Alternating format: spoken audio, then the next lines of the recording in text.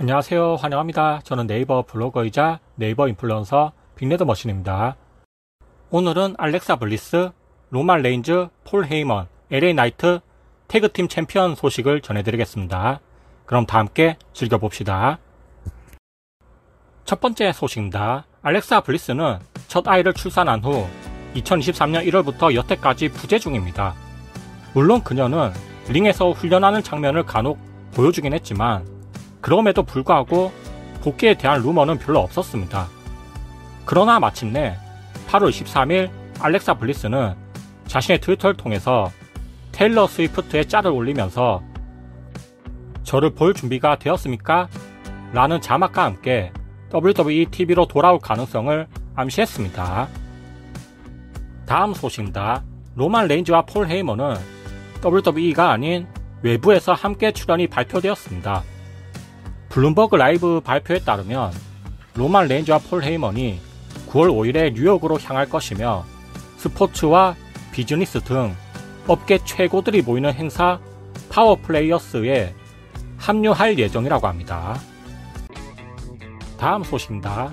존 시나는 얼마 전 클럽 쉐이와 인터뷰에서 더락과 로만 레인즈 두 사람 모두 의심할 여지 없이 메가스타이지만 그래도 로만 레인즈가 더락보다 더 낫다고 주장했습니다. 이어서 그는 다음과 같이 말했습니다. 지난 12년 동안 WWE의 성장에서 로만 레인즈가 크게 기여했습니다. 그는 더락보다 더 오랜 세월 메인 이벤터였고 간판 스타로 자리를 매김했습니다. 더락은 확실히 로만 레인즈에 이어서 2위로 선정해야 합니다. 물론 더락이 항상 1위였고 1990년대에 실질적인 영향력을 준 건 인정하지만 로만 레인즈의 업적이 그를 능가할 뿐입니다. 제가 이 말을 할 수 있는 건 이번이 처음입니다. 라고 이야기했습니다. 이거는 존 시나의 개인 주장일 뿐이니까 혹시라도 덜하게 팬이신 분들은 너무 서운해하거나 그러지 말았으면 좋겠습니다. 전 US 챔피언 LA 나이트는 최근 인터뷰에서 선수 생활 중 너무 늦게 싱글 타이틀을 얻은 게 아니냐는 질문을 받았습니다. 이에 그는 다음과 같이 답변했습니다. 작년에 챔피언이 되기에 적절한 시기라고 느끼긴 했지만 무엇이 옳고 그른지를 알 수 있는 진정한 방법은 없습니다. 하지만 제 시간이 늦었든 빨랐든 지금 이 순간이 좋고 인기를 유지할 수 있다는 것을 증명할 책임이 있다고 생각합니다. 그리고 작년에 인기가 높아졌고 이게 지속될 것인지 아니면 그냥 잠깐 반짝이고 끝날 것인지 걱정을 조금 했고 실제로 올해 초에 제 인기가 약간 줄어들기도 했지만 봄과 여름에 접어들 때 다시 한번 난 큰 인기를 얻었고 궤도에 올랐습니다. 라고 이야기했습니다. PWN에 따르면 요즘 유독 PLE에서 태그팀 챔피언십 경기만 거의 열리지 않았다고 지적했습니다. 지난 머니 인 더 뱅크에서도 태그팀 챔피언십 매치가 없었고 심지어는 4대 PLE인 썸머슬램에서도 태그팀 챔피언십 경기가 없었습니다.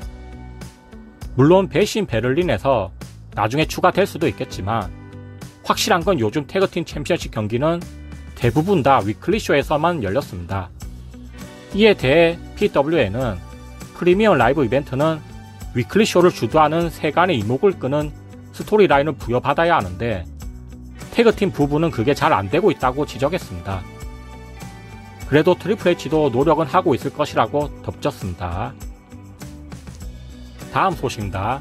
WWE 공식 웹사이트 코너에서 선수들의 배너가 약간 교체되었습니다.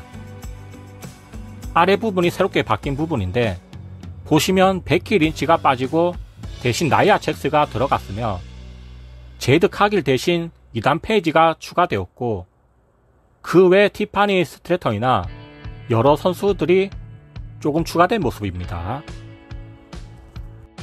블리레이는 최근 버스트 오픈 라디오 팟캐스트에서 어떤 사람이 CM 펑크 보고 라커룸의 안 같은 존재라고 말했었는데 절대 그렇지 않다고 말하면서 CM 펑크를 실드 쳤습니다. 이어서 블리레이는 CM 펑크가 현재 WWE에서 활동하는 것을 보면 암 같은 존재이기는커녕 레슬링 사업에 대해 정말 열정적이고 직설적이고 강렬한 사람이라고 말하면서 극찬했습니다. 베론 코비는 최근 인터뷰에서 비록 NXT 시절보다 빛을 못 보고 있지만 그래도 메인 로스터에 돌아와서 기쁘다고 말했습니다. 적어도 메인 로스터에서 활동을 해야 기회가 올 것이며 특히 아폴로 크루즈와 팀을 이루는 것이 만족스럽다고 밝혔습니다.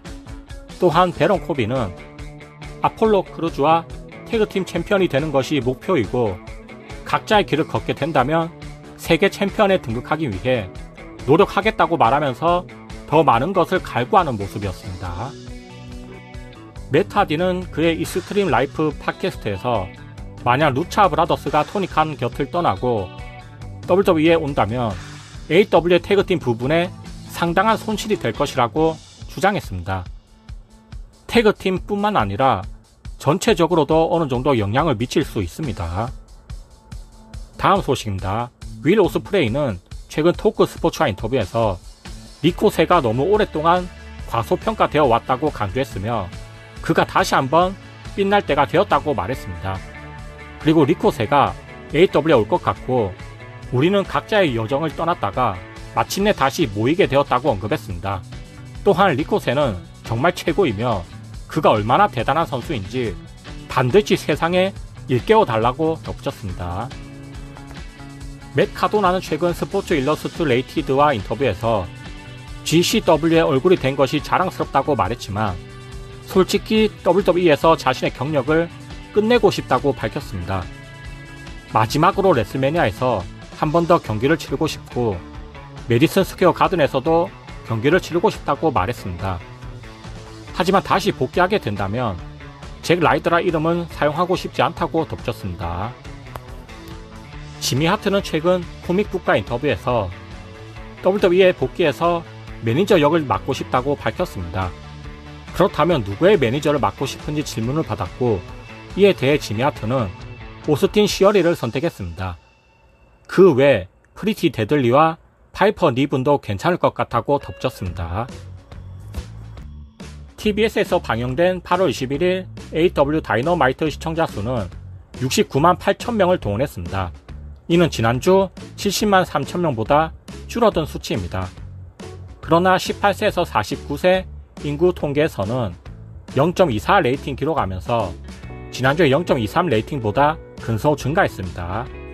동시간에 민주당 전당대회와 맞서기도 했습니다. 오늘 소식은 여기까지입니다. 들어주셔서 감사합니다. 좋아요랑 구독 좀 꼭 좀 부탁드리고 모두 좋은 주말 되세요. 오늘도 한 사람의 한국 레슬링 팬이 더 생겼길 바라면서 이만 들어가 보겠습니다. 안녕히 계세요.